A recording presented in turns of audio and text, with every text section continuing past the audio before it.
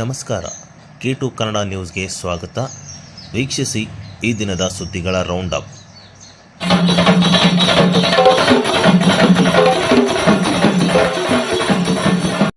ರಾಯಚೂರು ನಗರದ ಶ್ರೀ ರತ್ನಗಿರಿ ಬೆಟ್ಟ ಅಯ್ಯಪ್ಪ ಸ್ವಾಮಿ ದೇವಸ್ಥಾನದಲ್ಲಿ ಮಹಾಮಂಡಲೋತ್ಸವ ಕಾರ್ಯಕ್ರಮವು ಅದ್ಧೂರಿಯಾಗಿ ಜರುಗಿತು. ಇನ್ನು ಶ್ರೀ ಹರಿಹರ ಸುತ ಅಯ್ಯಪ್ಪ ಸ್ವಾಮಿ ಮಹಾಮಂಡಲೋತ್ಸವ ಸಂಪ್ರೋಕ್ಷಣ ಹೋಮ, ಪಂಚಾಮೃತ ಪೂರ್ವಕ ಮಹಾಭಿಷೇಕ ಸೇರಿದಂತೆ ಪಲ್ಲಕ್ಕಿ ಸೇವೆ, ವಿವಿಧ ಪೂಜೆಗಳು ಯಶಸ್ವಿಯಾಗಿ ಜರುಗಿತು. ಪೂಜೆಯ ನಂತರ ಸಾಯಂಕಾಲ 4 ಗಂಟೆಯಿಂದ ಅಯ್ಯಪ್ಪ ಸ್ವಾಮಿಯ ಮಂಡಲ ಉತ್ಸವ ಅಂಗವಾಗಿ ಚಂಡಿ ಮೇಳ ವಾದ್ಯಗಳೊಂದಿಗೆ ಮೆರವಣಿಗೆಯನ್ನು ಕೂಡ ಮಾಡಲಾಯಿತು. ಈ ಒಂದು ಉತ್ಸವವು ಶ್ರೀ ದತ್ತಾತ್ರೇಯ ದೇವಸ್ಥಾನದಿಂದ ಪ್ರಾರಂಭವಾಗಿ ಬಾಲಮಾರಮ್ಮ ದೇವಸ್ಥಾನ, ಶ್ರೀ ರಾಘವೇಂದ್ರ ದೇವಸ್ಥಾನ, ವಾಸವಿನಗರ ಹಾಗೂ ಜೋಡು ವೀರಾಂಜನೇಯ ಸ್ವಾಮಿ ದೇವಸ್ಥಾನದ ಮುಖಾಂತರ ವೀರ್ ಸಾವರ್ಕರ್ ವೃತ್ತದ ಬಳಿ ಬಂದು ಶ್ರೀ ರತ್ನಗಿರಿ ಅಯ್ಯಪ್ಪ ಸ್ವಾಮಿ ದೇವಸ್ಥಾನಕ್ಕೆ ತಲುಪುವ ಮೂಲಕ ಮಹಾಮಂಗಳಾರತಿಯೊಂದಿಗೆ ಈ ಒಂದು ಮೆರವಣಿಗೆ ಮತ್ತು ಪೂಜಾ ಕಾರ್ಯಕ್ರಮಕ್ಕೆ ಮಂಗಲ ಹಾಡಲಾಯಿತು. ಈ ವೇಳೆ ಸಹಸ್ರಾರು ಸಂಖ್ಯೆಯಲ್ಲಿ ಭಕ್ತರು ಭಾಗಿಯಾಗಿ ಅಯ್ಯಪ್ಪ ಸ್ವಾಮಿ ಕೃಪೆಗೆ ಪಾತ್ರರಾದರು.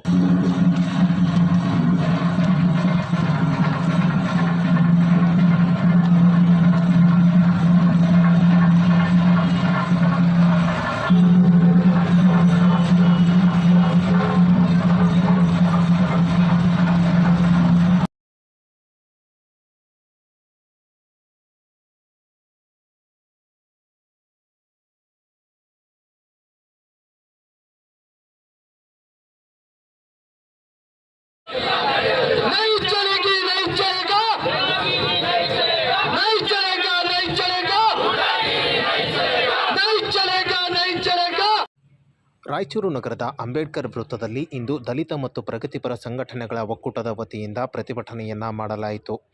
ಕೇಂದ್ರ ಗೃಹ ಸಚಿವರಾದ ಅಮಿತ್ ಶಾ ಅವರು ಇತ್ತೀಚೆಗೆ ಸಂಪುಟ ಸಭೆಯಲ್ಲಿ ಒಂದು ತೀರ್ಮಾನ ಮಾಡುವ ಹಂತದಲ್ಲಿ ಸಂವಾದದಲ್ಲಿ ತಾವು ಭಾಷಣ ಮಾಡುವ ವೇಳೆ ಡಾಕ್ಟರ್ BR ಅಂಬೇಡ್ಕರ್ ಅವರಿಗೆ ಅವಹೇಳನವಾಗಿ ಮಾತನಾಡಿ ಅಸಮಾಧಾನವನ್ನು ವ್ಯಕ್ತಪಡಿಸಿದ್ದರು. ಇನ್ನು ಅಂಬೇಡ್ಕರ್ ಬದಲಿಗೆ ದೇವರನ್ನು ನಾಮಕರಣ ಮಾಡಬಹುದಿತ್ತು ಎಂದು ಹೇಳಿದರು. ಈ ಒಂದು ವಿಚಾರದಿಂದ ಅಂಬೇಡ್ಕರ್ ಅವರಿಗೆ ಅವಮಾನವಾಗಿದೆ. ಹಾಗಾಗಿ ಕೇಂದ್ರ ಸಚಿವ ಸಂಪುಟದಲ್ಲಿ ಇರುವಂತಹ ಕೇಂದ್ರ ಗೃಹ ಸಚಿವ ಅಮಿತ್ ಶಾ ಅವರನ್ನು ವಜಾಗೊಳಿಸಬೇಕು ಮತ್ತು ಸಂಪುಟ ದರ್ಜೆಯಿಂದ ಕೆಳಗಿಳಿಸಬೇಕು ಎಂದು ಒತ್ತಾಯಿಸಿ ಇಂದು ಅಂಬೇಡ್ಕರ್ ವೃತ್ತದಲ್ಲಿ ಪ್ರತಿಭಟನೆ ಮಾಡುವ ಮೂಲಕ ಪ್ರಗತಿಪರ ಒಕ್ಕೂಟಗಳ ಸಂಘಟನೆ ವತಿಯಿಂದ ಅಸಮಾಧಾನವನ್ನು ಹೊರಹಾಕಲಾಯಿತು. ತದನಂತರ ಜಿಲ್ಲಾಧಿಕಾರಿಗಳ ಮುಖಾಂತರ ರಾಷ್ಟ್ರಪತಿಗಳಿಗೆ ಮನವಿ ಪತ್ರ ಸಲ್ಲಿಸಲಾಯಿತು. ಸಂಪುಟದಿಂದ ವಜಾಗೊಳಿಸಿ, ಸಂಪುಟದಿಂದ ವಜಾಗೊಳಿಸಿ.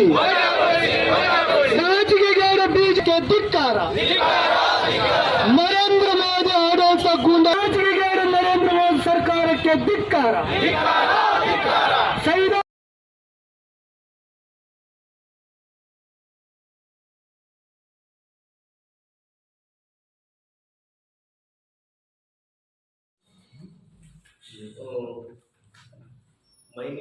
ಮೈನಿಂಗ್ ಕಂಪನಿಯವರು ಇವತ್ತು ದೇವದುರ್ಗದ ರಾಯಚೂರು ಜಿಲ್ಲೆಯ ದೇವದುರ್ಗ ತಾಲೂಕಿನಲ್ಲಿ ಇರುವಂತಹ ಕೋಳೂರು ಗ್ರಾಮದಲ್ಲಿ ಅಕ್ರಮವಾಗಿ ಮರಳು ಸಂಗ್ರಹ ಮಾಡಲಾಗಿದೆ. ಸುಮಾರು 15 ಕೋಟಿಗೂ ಹೆಚ್ಚು ಮರಳು ಸಂಗ್ರಹ ಮಾಡಲಾಗಿದ್ದು ಅಧಿಕಾರಿಗಳು ಕಣ್ಣು ಮುಚ್ಚಿ ಕುಳಿತಿದ್ದಾರೆ. ಇನ್ನು ಈ ಒಂದು ಅಕ್ರಮ ಮರಳುಗಾರಿಕೆ ಮಾಡುತ್ತಿರುವ ಬಗ್ಗೆ ದೂರು ನೀಡಿದರೂ ಕೂಡ ಭೂ ಮತ್ತು ಗಣಿ ವಿಜ್ಞಾನ ಇಲಾಖೆ ಅಧಿಕಾರಿಗಳು ಕಾಟಾಚಾರಕ್ಕೆ ಒಂದಷ್ಟು ಮರಳನ್ನು ವಶಪಡಿಸಿಕೊಂಡಿದ್ದು ಬಿಟ್ಟರೆ ಇನ್ಯಾವುದೇ ರೀತಿ ಕ್ರಮ ಕೈಗೊಂಡಿಲ್ಲ. ಆದರೆ ಸುಮಾರು 15 ಕೋಟಿಗೂ ಹೆಚ್ಚಿನ ಒಂದು ಮರಳನ್ನು ಅಕ್ರಮವಾಗಿ ಸಂಗ್ರಹಿಸಲಾಗಿದ್ದು ಈ ಹಿಂದೆ ಭೂ ಮತ್ತು ಗಣಿ ವಿಜ್ಞಾನ ಇಲಾಖೆ ಅಧಿಕಾರಿಗಳು ಮತ್ತು ಮರಳು ಸಮಿತಿ ಅಧಿಕಾರಿಗಳು ಶಾಮೀಲಾಗಿದ್ದಾರೆ. ಈ ಒಂದು ಅಕ್ರಮಕ್ಕೆ ಬ್ರೇಕ್ ಹಾಕಬೇಕಾದಂತಹ ಅಧಿಕಾರಿಗಳೇ ಇದರಲ್ಲಿ ಶಾಮೀಲಾಗಿದ್ದಾರೆ ಎಂಬ ಒಂದು ಅಸಮಾಧಾನವನ್ನು ಸಾಮಾಜಿಕ ಕಾರ್ಯಕರ್ತ ಬಸವರಾಜ್ ನಾಯಕ್ ಮತ್ತು ಅವರ ತಂಡ ಅಸಮಾಧಾನವನ್ನು ಹೊರಹಾಕಿದ್ದು ಅಧಿಕಾರಿಗಳ ವಿರುದ್ಧ ಕೂಡಲೇ ಕ್ರಮ ಕೈಗೊಳ್ಳಬೇಕು ಮತ್ತು ಅವರನ್ನು ಅಮಾನತು ಮಾಡಬೇಕು ಎಂದು ಆಗ್ರಹಿಸಿದರು.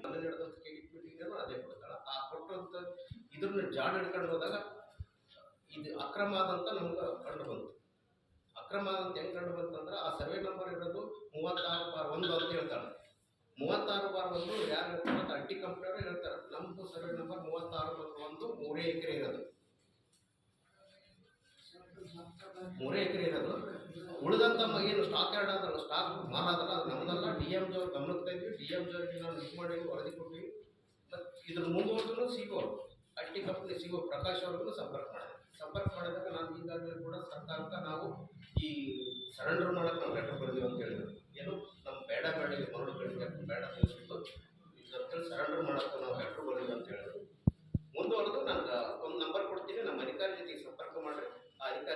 ಹೇಳ್ತಾ ಇದ್ದಾಗ ಅಧಿಕಾರಿಗಳ ಸಂಪರ್ಕ ಮಾಡಿದಾಗ ಹೇಳಿದ ನಾನು ಈಗಾಗಲೇ ಎಲ್ಲ ನಡೆದಂಥದ್ದು ಈಗೇನು ನಮ್ಮ ಅಕ್ಕಪಕ್ಕದಾಗ ನಾದ ಮರಳು ಗಣಿಗಾರಿಕೆ ಅದು ನಮ್ದಲ್ಲ, ಎಲ್ಲಿ ನಿಂತು ಹೇಳಂದ್ರೆ ಹೇಳ್ತೀನಿ, ನಾನು ಕುಂತು ಬಂದು ಹೇಳಂದ್ರೆ ಹೇಳ್ತೀನಿ, ನಮ್ದಲ್ಲ ಅಂತ ಹೇಳ್ತಾರೆ. ಇವ್ರನ್ನ ಕೇಳಿದ್ರೆ ಅದೆಲ್ಲ ಇದೆಲ್ಲ ಅಂತ ಒಂದು ಕಾಟಾಚಾರಕ್ಕೆ ಬಂದು ಒಂದು 60 ಲಕ್ಷದಷ್ಟು ಬಂದು ಮೊನ್ನೆ ಪ್ರಕರಣ ದಾಖಲು ಮಾಡ್ಯಾರ. ಅಲ್ಲಿ ಸುಮಾರು ಒಂದು 10-15 ಕೋಟಿಗೂ ಅಧಿಕ ಮೌಲ್ಯದ ಒಂದು ಮರಳು ಸಂಗ್ರಹ ಆದ. ವಿತ್ ನಾನು ಡ್ರೋನ್ ಕ್ಯಾಮ್ರಾದಲ್ಲಿ ಸೆರೆ ಹಿಡಿದು ಆ ವಿಡಿಯೋ ಚಿತ್ರೀಕರಣ ಕೂಡ ಮಾಡಿ ಅದು ಯಾವುದು ಏನು ಅಂತೇಳಿ ಅದನ್ನೇ ಸ್ಪಷ್ಟಪಡಿಸಿ ಎಲ್ಲಿ ಗಣಿಗಾರಿಕೆ ಅದ, ಅದೇನು 3 ಎಕರೆ ಅದಲ್ಲ, 3 ಎಕರೆ ಅಂತ ಹೇಳ್ತಾರೆ. ಅಲ್ಲಿ ಯಾವುದೇ ವೇಬ್ರಿಜ್ ಇಲ್ಲ, CC ಕ್ಯಾಮ್ರಾ ಇಲ್ಲ. ಅನಾಥರಜದಲ್ಲಿ ವೇಬ್ರಿಜ್ ಅದ, CC ಕ್ಯಾಮ್ರಾ ಅದ. ಮತ್ತು ಇದನ್ನ ಯಾರು ನೋಡ್ತಾರೆ ಅಂತ ಕೇಳಿದ್ರೆ ನಾನು ನೋಡೋದಿಲ್ಲ ಅಂತಾಳೆ. ಯಾರು ನೋಡ್ತಾರೆ? ನೀನು ನೋಡಿಲ್ಲ ಅಂದರೆ ನಾನು ನೋಡಿದೆ, ಯಾರು ನೋಡ್ತಾರ? ನೀವು ಅಧಿಕಾರಿ ಆಗಿ ನಿನ್ನ ಎಲ್ಲ IT ಕಂಪ್ನಿಗೆ ಪೂರ್ತಿ ಬಿಟ್ಬಿಟ್ಟಿನಿ ನಾನು ಅಂತ. ನನಗೇನಿದ್ದಿಲ್ಲ. ಅವ್ರಂತಾರೆ ನಮ್ದೇನಿಲ್ಲ, ನಮ್ದೇನಾದ್ರು 3 ಎಕರೆ ನಮ್ಮಂತ ಅವ್ರಂತಾರೆ. ಈಗ ನಂದೇನಿಲ್ಲ ಅಂತಾಳೆ. ಇದನ್ನು ಮುಂದುವರೆದು ಕೂಡ ಜಿಲ್ಲಾಧಿಕಾರಿಗಳ ಗಮನಕ್ಕೆ ತಂದೀನಿ, ಪೊಲೀಸ್ ವರಿಷ್ಠಾಧಿಕಾರಿ ಗಮನಕ್ಕೆ ತಂದೀನಿ. ನಿಮ್ಗೆ ಏನು ದಾಖಲೆ ಬೇಕು ಎಲ್ಲ ದಾಖಲೆ ಕೊಡ್ತೀನಿ. ಅವ್ರ ಮೇಲೆ ಪ್ರಕರಣ ದಾಖಲೆ ಮಾಡೋಕ್ಕೆ ಯಾಕೆ ಮಿನಮೇಶ ಹೇಳಿಸ್ತೀರಿ?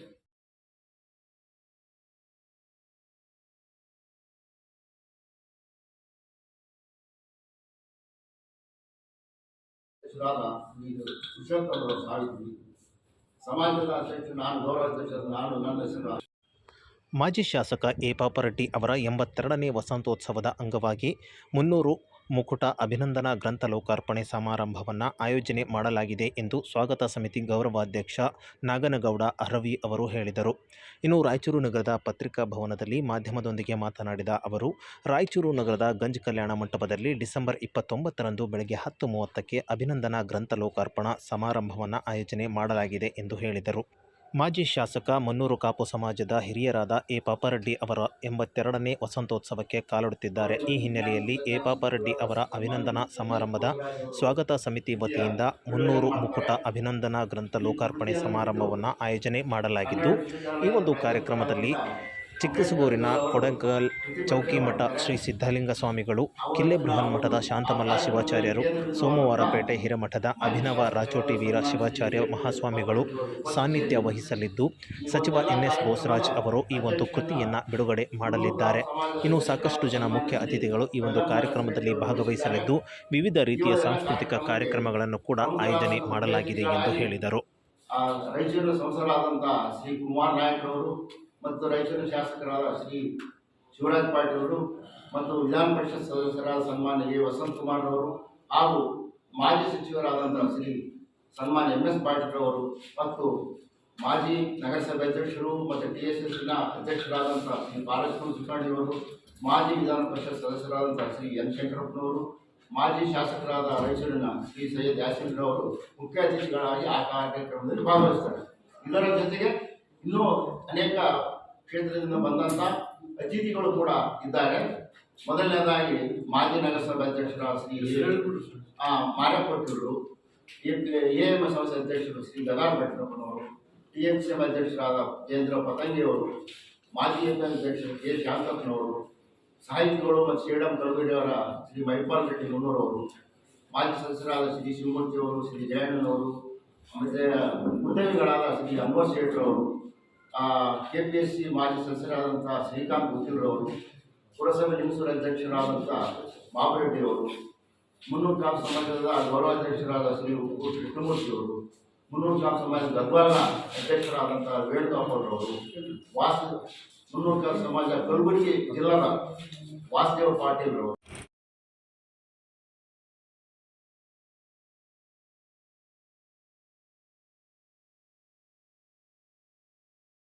ಹಾಗೂ ಇತರ ಆರೋಪಗಳನ್ನು ಕೂಡಲೇ ರಾಯಚೂರು ಜಿಲ್ಲೆಯ RDCC ಬ್ಯಾಂಕ್ನಲ್ಲಿ ಹಗಲು ದರೋಡೆ ಮಾಡಲಾಗುತ್ತಿದ್ದು, ಇದರ ರೂವಾರಿಗಳಾದ ವಿಶ್ವನಾಥ್ ಪಾಟೀಲ್ರನ್ನು ಬಂಧಿಸಬೇಕು ಹಾಗೂ ಅವರ ಅಧ್ಯಕ್ಷತೆ ಇರುವಂತಹ ಪದವಿಯನ್ನು ಪದಚ್ಯುತಿಗೊಳಿಸಬೇಕು ಎಂದು ಕರ್ನಾಟಕ ರೈತ ಸಂಘ AIKKS ಅಧ್ಯಕ್ಷರಾದ ಮಲ್ಲಯ್ಯ ಕಟ್ಟಿಮನಿ ಆಗ್ರಹಿಸಿದರು. ರಾಯಚೂರು ನಗರದ ಪತ್ರಿಕಾ ಭವನದಲ್ಲಿ ಮಾಧ್ಯಮದೊಂದಿಗೆ ಮಾತನಾಡಿದ ಅವರು, ಚುನಾವಣೆ ಅಧಿಕಾರಿಯನ್ನೇ ಕಾರ್ಯಾಲಯದಲ್ಲಿ ಇಲ್ಲದಂತೆ ಮಾಡಿ, ಗ್ರಾಹಕ ಮತದಾರರಿಗೆ ತಿಳಿಯದಂತೆ ತೋರಣದಲ್ಲಿ ಕೃಷಿ ಸಹಕಾರ ವ್ಯವಸಾಯ ಸಂಘದ ಚುನಾವಣೆಯನ್ನ ಮುಗಿಸಿ ವಿಶ್ವನಾಥ್ ಪಾಟೀಲ್ ಮತ್ತು ತಂಡ ಅವಿರೋಧವಾಗಿ ಆಯ್ಕೆ ಆಗುವುದರ ಮೂಲಕ ಮತ್ತೊಂದು ಅಕ್ರಮ ಎಸಗಿದ್ದಾರೆ. ಇನ್ನು ವಿಶ್ವನಾಥ್ ಪಾಟೀಲ್ ನಿರ್ದೇಶಕ ಮಂಡಳಿ ಅಧ್ಯಕ್ಷನಿಗೆ ಆರ್ಡಿಸಿಸಿ ಬ್ಯಾಂಕ್ನ ಮುಖ್ಯ ಕಾರ್ಯನಿರ್ವಾಹಕ ಅಧಿಕಾರಿಯನ್ನು ನೇಮಕ ಮಾಡಿಕೊಳ್ಳುವ ಅಧಿಕಾರವಿಲ್ಲದಿದ್ದರೂ ತನ್ನ ಕುಲಸ್ಥ ಆಪ್ತ ಮತ್ತು ನಿವೃತ್ತ ಅಧಿಕಾರಿ ಐಎನ್ ಗಿರೆಡ್ಡಿ ಇವರನ್ನ 9 ತಿಂಗಳ ಅವಧಿಗೆ ನೇಮಕ ಮಾಡಿಕೊಂಡಿರುತ್ತಾನೆ. ಈ 9 ತಿಂಗಳ ಅವಧಿಯಲ್ಲಿ ಐಎಸ್ ಗಿರೆಡ್ಡಿ ಹಾಗೂ ವಿಶ್ವನಾಥ್ ಪಾಟೀಲ್ ಸೇರಿ 100 ಕೋಟಿಗೂ ಹೆಚ್ಚು ಅವ್ಯವಹಾರ ನಡೆಸಿದ್ದಾರೆ ಎಂದು ಆರೋಪಿಸಿದರು. ಬ್ಯಾಂಕಿನ ಅಧಿಕಾರಿಗಳ ಮೇಲೆ ಕಾನೂನು ಬಾಹಿರ ಕ್ರಮ ಜರುಗಿಸಿ ಅವರಿಂದ 16 ಲಕ್ಷ ಲೂಟಿ ವಸೂಲಿ ಮಾಡಿರುತ್ತಾರೆ. ಸಹಕಾರ ಇಲಾಖೆಯು ರಾಯಚೂರು ಆರ್ಡಿಸಿಸಿ ಸಿಇಒ ಹುದ್ದೆಯನ್ನು ಖಾಲಿ ಎಂದು ತೋರಿಸಿದರೆ ವಿಶ್ವನಾಥ್ ರೆಡ್ಡಿ ಅಕ್ರಮವಾಗಿ ಐಎಸ್ ರೆಡ್ಡಿಯನ್ನ ನೇಮಕ ಮಾಡಿ ಗುರುತರ ಅಪರಾಧವನ್ನೆಸಗಿದ್ದಾನೆ. ಇದರಿಂದ ಈ ಸಂಸ್ಥೆಗೆ ಭಾರಿ ನಷ್ಟವಾಗಿದೆ ಎಂದು ಅಸಮಾಧಾನ ವ್ಯಕ್ತಪಡಿಸಿ ಕೂಡಲೇ ಇವರ ವಿರುದ್ಧ ಕ್ರಮ ಕೈಗೊಳ್ಳಬೇಕು ಎಂದು ಆಗ್ರಹಿಸಿದರು. ತೋರಣದಿನಿ ವ್ಯವಸಾಯ ಸಹಕಾರ ಸಂಘಕ್ಕಾಗಿ ಸಂಘದ ಹಣ ಕೊಟ್ಟು ಖರೀದಿಸಿದ ಆಸ್ತಿಯನ್ನು ಇದೇ ವಿಶ್ವನಾಥ್ ರೆಡ್ಡಿ ತನ್ನ ಹೆಸರಿನಲ್ಲಿ ನೋಂದಣಿ ಮಾಡಿಸಿಕೊಂಡು ತನ್ನ ಸ್ವಂತ ಆಸ್ತಿಯನ್ನಾಗಿ ವರ್ಗಾವಣೆ ಮಾಡಿಸಿಕೊಂಡಿರುತ್ತಾರೆ. ತೋರಣದಿನಿ ರೈತರ ಸಹಕಾರ ಸಂಘದ ಕಾರ್ಯಾಲಯದ ಹೆಸರಲ್ಲಿ ಈ ಅವ್ಯವಹಾರ ನಡೆದಿದೆ. ಶ್ರೀಮತಿ ಶಂಕರಮ್ಮ ಕಂಡ ಶಿವರಾಯ ಎಂಬುವರಿಂದ ಸರ್ವೆ ನಂಬರ್ 133 ಗುಂಟೆ ಜಮೀನ್ ನೋಂದಣಿ ಸಂಖ್ಯೆ 4720/2005-6ರಲ್ಲಿ ಖರೀದಿ ಮಾಡಲಾಗಿದೆ. ಸಹಕಾರಿ ಇಲಾಖೆ ನಿಯಮಗಳ ಪ್ರಕಾರ ಇಲಾಖೆಯ ಅಸಿಸ್ಟೆಂಟ್ ಅಥವಾ ಕರ್ನಾಟಕ ರಾಜ್ಯಪಾಲ ಹೆಸರಿನಲ್ಲಿ ನೋಂದಣಿಯಾಗಬೇಕು. ಈ ಆಸ್ತಿಯನ್ನು ವಿಶ್ವನಾಥ್ ಪಾಟೀಲ್ ತನ್ನ ಸ್ವಂತ ಹೆಸರಿನಲ್ಲಿ ನೋಂದಾಯಿಸಿಕೊಂಡು ಸರ್ಕಾರಕ್ಕೆ ವಂಚಿಸಿರುತ್ತಾರೆ.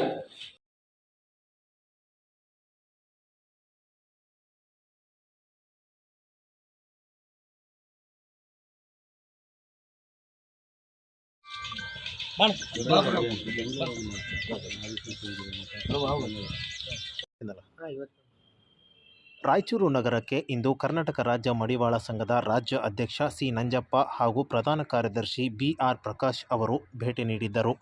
ಈ ವೇಳೆ ರಾಯಚೂರು ನಗರದ ವಾರ್ಡ್ ನಂಬರ್ 23ರಲ್ಲಿ ಇರುವಂತಹ ಒಂದು ಧೋಬಿಘಾಟನ್ನು ವೀಕ್ಷಣೆಯನ್ನು ನಡೆಸಿದರು. ಈ ವೇಳೆ ರಾಯಚೂರು ಜಿಲ್ಲಾ ಮಡಿವಾಳ ಲ್ಯಾಂಡ್ರಿ ಧೋಬಿಘಾಟ್ ಕ್ಷೇಮಾಭಿವೃದ್ಧಿ ಸಂಘದ ವತಿಯಿಂದ ಮನವಿ ಪತ್ರವನ್ನು ಸಲ್ಲಿಸಲಾಯಿತು. ಇನ್ನು ಈ ಒಂದು ಧೋಬಿಘಾಟ್ನಲ್ಲಿ ಇರುವಂತಹ ಒಂದು ನಗರದ ವಾರ್ಡ್ ನಂಬರ್ 35ರ ಇಸ್ತ್ರಿ ಅಂಗಡಿಗಳು ಸುಮಾರು 150 ಅಂಗಡಿಗಳು ಇರುತ್ತವೆ ಮತ್ತು ಮನೆಗಳಲ್ಲಿ ಇಸ್ತ್ರಿ ಮಾಡುವವರು ಸುಮಾರು 100ಕ್ಕೂ ಹೆಚ್ಚು ಜನ ಮಹಿಳೆಯರಿದ್ದಾರೆ. ಇದರಲ್ಲಿ ಆರ್ಥಿಕವಾಗಿ ಹಿಂದುಳಿದು ಬಡವರಾಗಿದ್ದಾರೆ. ಹಾಗಾಗಿ ರಾಜ್ಯ ಮಡಿವಾಳ ಸಂಘದಿಂದ ಇಸ್ತ್ರಿ ಪೆಟ್ಟಿಗೆಯನ್ನು ಕೊಡಬೇಕು ಎಂದು ವಿನಂತಿಸಿಕೊಂಡರು. ಈ ವೇಳೆ ಈ ಒಂದು ಧೋಬಿಘಾಟ್ ಅಭಿವೃದ್ಧಿಗಾಗಿ ಸಚಿವರೊಂದಿಗೆ ಮಾತನಾಡಿ ಅನುದಾನವನ್ನು ತರುವಂತೆ ಮನವಿ ಮಾಡಿದರು. ಈ ವೇಳೆ ರಾಜ್ಯಾಧ್ಯಕ್ಷರು ಮಾತನಾಡಿ, ಈ ಒಂದು ಧೋಬಿಘಾಟ್ನ ದುಸ್ಥಿತಿಯನ್ನು ನಾನು ನೋಡಿದ್ದೇನೆ. ಮುಂದಿನ ದಿನಗಳಲ್ಲಿ ಸುಮಾರು 50 ಲಕ್ಷ ಅನುದಾನವನ್ನು ಜಿಲ್ಲಾ ಉಸ್ತುವಾರಿ ಸಚಿವರೊಂದಿಗೆ ಮಾತನಾಡಿ ಸ್ಯಾಂಕ್ಷನ್ ಮಾಡಿಸುವ ಮೂಲಕ ಈ ಒಂದು ಧೋಬಿಘಾಟನ್ನು ಅಭಿವೃದ್ಧಿ ಮಾಡಲಾಗುತ್ತದೆ. ತದನಂತರ ಇಲ್ಲಿ ಒಂದು ಕಾರ್ಯಕ್ರಮ ಮಾಡುವ ಮುಖಾಂತರ ಈ ಒಂದು ಧೋಬಿಘಾಟನ್ನು ಉದ್ಘಾಟನೆ ಮಾಡಲಾಗುವುದು ಎಂಬ ಭರವಸೆಯನ್ನು ನೀಡಿದರು.